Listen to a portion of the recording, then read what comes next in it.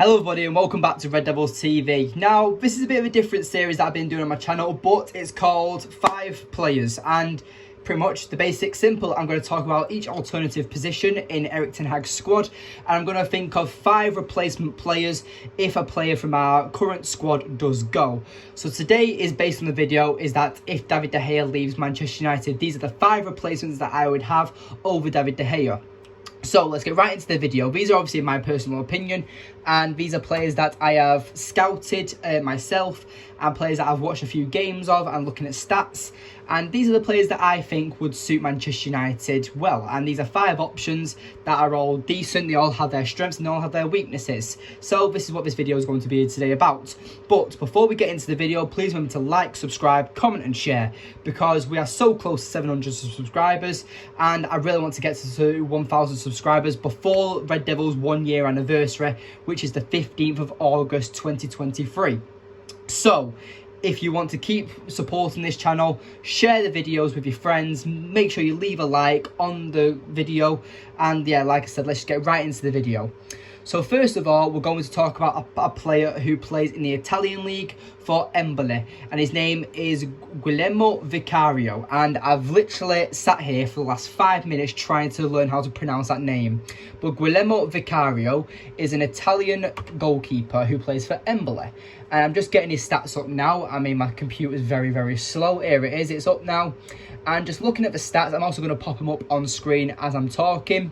But as you can see on screen, is that first hand, it doesn't look good. But what I'm talking about here, the reason why I've put Vicario up on this list is that he's a free agent in the summer.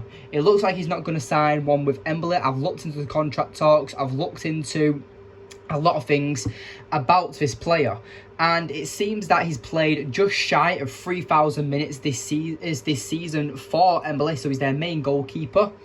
And just looking at his stats, I mean, there's only 2 that really stand out, and that is touches and his PS for G goals against. So it's positive numbers against goals. But apart from that, it doesn't look like the percentage is really well. I mean, he seems to be short on distribution, so much like David De Gea, but his crosses stopped is like, it's like per 90, it's like 5.9. So don't forget, Empoli are a team that aren't doing too well in Serie A.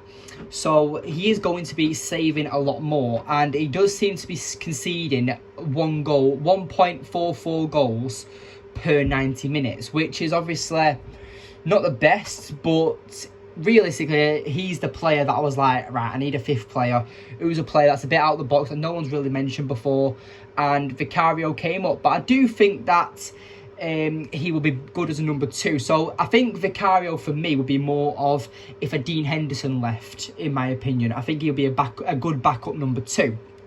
But he's only, what, 24, 20... I think he's between 24 and 26. So he's still young relatively for a goalkeeper.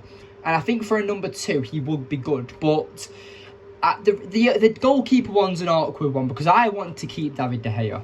But with the contract talks in recent times about how he's apparently declined or rejected Manchester United's offer, is looking like a dark side. And for me, the goalkeeper position is one of them where it doesn't need to be highlighted. I feel like there's more better positions that United need to fix first before going for a new goalkeeper. But that's just my opinion. But obviously, this is the goalkeeper video, so we need to keep it flowing. Now, this player is my player that I would 100% rather over David De Gea. And his name is Gregor Kobel. And if you've not heard of him, he is currently Borussia Dortmund's goalkeeper. And for me, I think that he's just brilliant. I mean, I've seen him a few times, especially in the Champions League this season.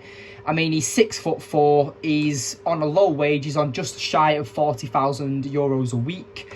His deal does expire in June 2026. But he is a brilliant goalkeeper. And like Vicario, I'm going to put his stats up on screen now. And as you can see, they are much more impressive over Vicario's. And as we know, Borussia Dortmund, I think it's Union Berlin and Bayern Munich are all in a title race for the Bundesliga this season. It does seem to be Borussia Dortmund and Bayern Munich are the more title race contenders for the title, a bit like Man City and Arsenal. But you've just got third place in Union Berlin who still can do something. But I do think that this Gregor Kobel is a brilliant player, and I'll be honest with you, my obsession with Gregor Kobel first started in FIFA 21. I can't even remember who I was. I think I was playing a Salford City career mode or something, and I scouted him from I think he was at Dortmund at that point as well, and I played him and I fell in love with him, and then as time's gone on, I've actually liked him in real life. But we all have, if you play FIFA, you do have them players where you find him on FIFA and then you actually really like him in real life. And like, look at Danny Aarons. He's one of the biggest FIFA YouTubers, and he loves Adeyemi and Waman Silas. So if you know, you know is what I'm trying to say. But with Gregor Kobel, I mean, I think his stats speak for himself. I mean, his penalty kicks, brilliant. I mean, his clean sheet percentage, brilliant. I mean, it just looks positive, and even though, again, he seems to be good on the ball, but like David De Gea, his crosses stopped are quite low. He still seems to have just under 4% per 90. Oh, sorry, 4 per 90 of crosses stopped. So his defensive actions outside of the penalty area is 1.51, and his distance of defensive actions is 16.9 on average per 90. Plus clean sheet percentage is 45%, but realistically, clean sheet percentage is also not down to the goalkeeper. The defence does play into a big part in that as well. But yeah, I do really like the look of Gregor Kobel, and for me, he is the main option if David De Gea was to leave. But a player that seems to be one of the favourites, especially in the fan base, is David Raya. And he is obviously, as we know, Brentford's goalkeeper, and Brentford seem to be trying to off him in the summer, and he's been valued at about 40 million, which seems about right. I mean, he's been called the number 10 in goal. He's very good on the ball.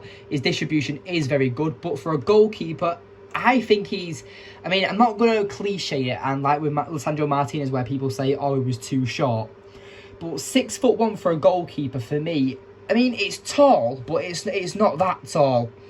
And I do think that he reminds me of how Dean Henderson was at Sheffield United, where he's making quite a few saves, but at the end of the day, he's been hyped up a lot more. And for me, I mean, I'd like him as a number 2.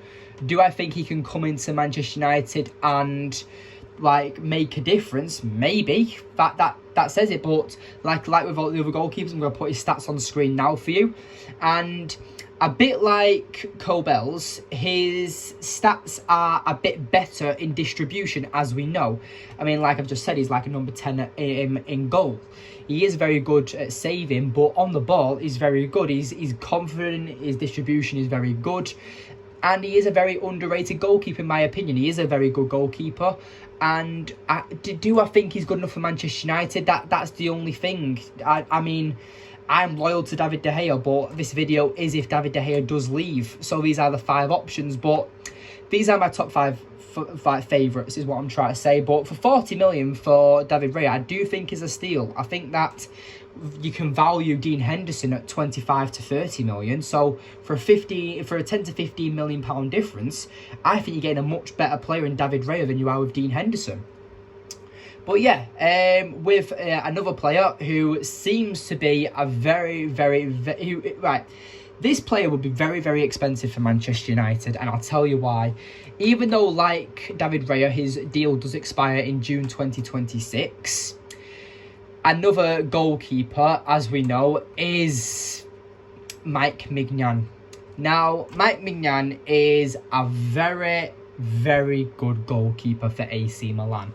And this guy, I mean, to me, it looks like his stats are similar to Gregor Kobel's. But again, it's just like, I just wish I'd watched him every single game this season, but that's just physically impossible. So that's when stats actually rely on him. But I've already explained what they're like. He doesn't seem to be as good as he is on the ball as David Raya, and I would say David Raya is probably the best distribution goalkeeper on this list. But with shots saved, with coming for crosses, he does seem to be a bit more positive than what Gregor Kobel is. But this is just my opinion, and I am giving you the list of the 5 goalkeepers that I would like to see. But at the end of the day, like I've also said, is that I do rate Gregor Kobel over all of these guys, but these are in non-particular order. Now, this is the goalkeeper that everyone in Manchester United fan base, especially on like other channels like the United Stand, Diogo Costa. Now, for me, Diogo Costa, I don't rate him.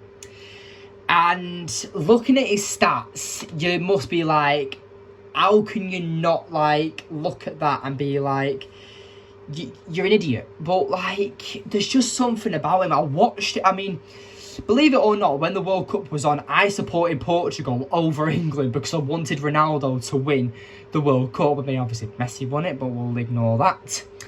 But for me, Diogo Costa just didn't look up to scratch in the World Cup.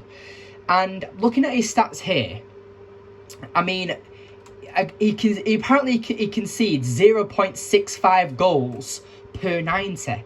So that's a good stat to have. It's like the highest stat possible. His clean sheet percentage is over 50%. His crosses stopped is 8.2 per 90.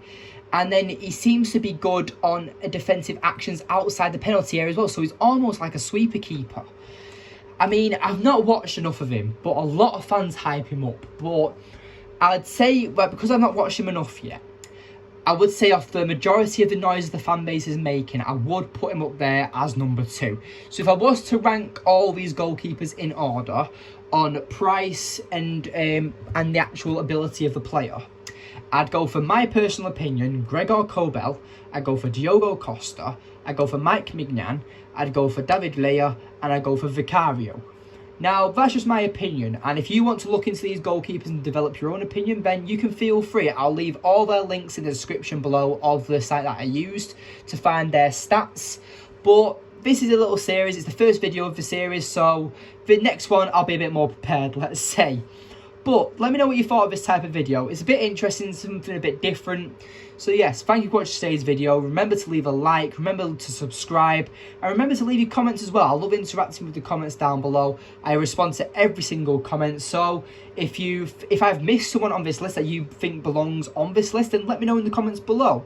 Just don't say Jordan Pickford. That's all I can say, because I think he's one of the most overrated goalkeepers in the world. Never mind the Premier League, in the world. I don't know how he's still England's number 1, but that's why I'm not putting him on this list. But yes, thank you for watching today's video. Like I said, please remember to like, subscribe, comment and share. And I'll see you in the next one. Thank you for watching. I'll see you later. Goodbye.